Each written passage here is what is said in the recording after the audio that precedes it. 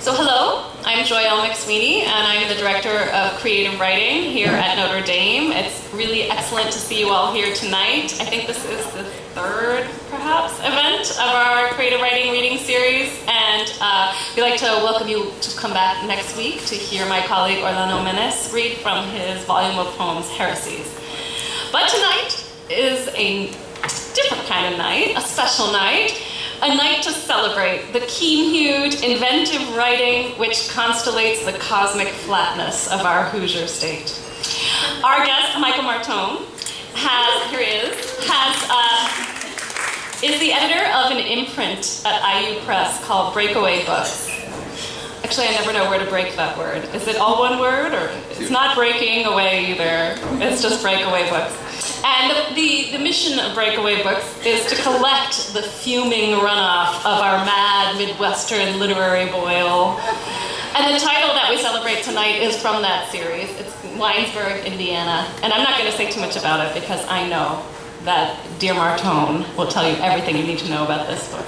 So my job is just to introduce the participants in our barnstorming reading that we're having tonight.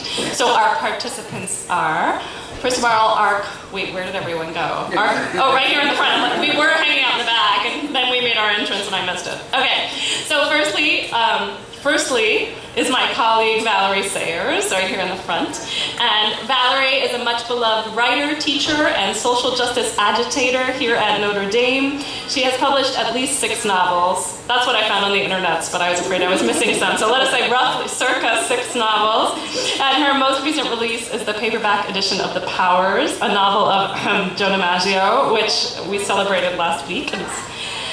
And then the next one, reading is me. So I am Joyelle McSweeney. I write poems, stories, plays, and essays. And my most recent work is a play.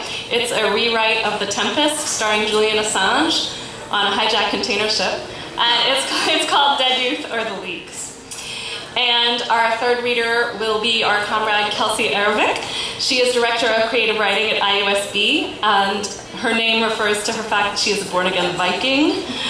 Kelsey's works include a volume of short stories from Rose Metal Press and a celebrated novella about Frank Lloyd Wright's Falling Water, Lillian's Balcony, from Corée Press.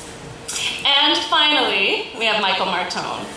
So, Michael Martone was born in Fort Wayne, Indiana. He's a raconteur, a pedagogue, a snake oil salesman. He is beloved and anthologized, impaneled and bow-tied. He is a writer of postcards. He is a double-wide cosmonaut of the starry Indiana byways. Long may their flatness roll. He is the writer or editor of some 20 volumes of fiction and nonfiction, which are also the names of the 2 snakes he oils in his act.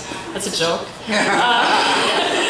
Martone's Promethean, Mephistophelian, Three-Card-Montian, and devilish ways with form is reflected in a brief listing of just some of the bespoke forms in which he's published. So, among the many other things he's published Michael Martone, a novel of contributors' notes. He's published The Blue Guide to Indiana, which speaks for itself. He's published very recently 4 for a Quarter, a collection of short fictions revolving around that iconic number of poetry and death. And of course, the very little-known Pensée, The Thoughts of Dan Quayle, which also speaks for itself. No form is too small for Martone to inhabit, and no suspension bridge is too wide that Martone cannot adroitly cable it. The man's a prestidigitator, a mentalist, a mesmerist, and a mensch. Ladies and gentles, clear your lungs and become palpably agitated for the Hoosier Houdini, friend of our freaky family, and most beloved guest, Michael Martone.